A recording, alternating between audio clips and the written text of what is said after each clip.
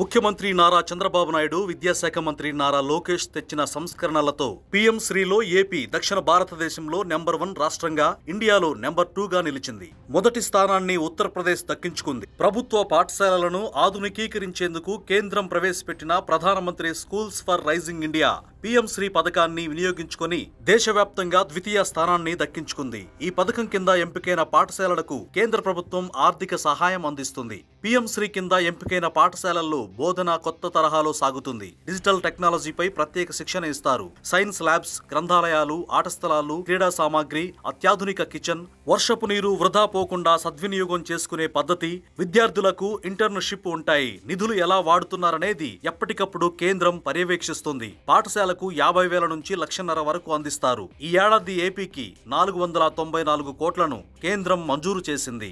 దేశవ్యాప్తంగా ఇప్పటి వరకు 14,500 పాఠశాలలను కేంద్రం ఎంపిక చేయగా ఏపీ నుంచి 982 పాఠశాలలు ఉన్నాయి. కేంద్రీయ, నవోదయ విద్యాలయాలు కాకుండా రాష్ట్ర ప్రభుత్వ పాఠశాలలు 935 ఈ పథకానికి ఎంపికయ్యాయి. ఉత్తరప్రదేశ్ 1,725 పాఠశాలలతో అత్యధికంగా ప్రయోజనం పొందింది.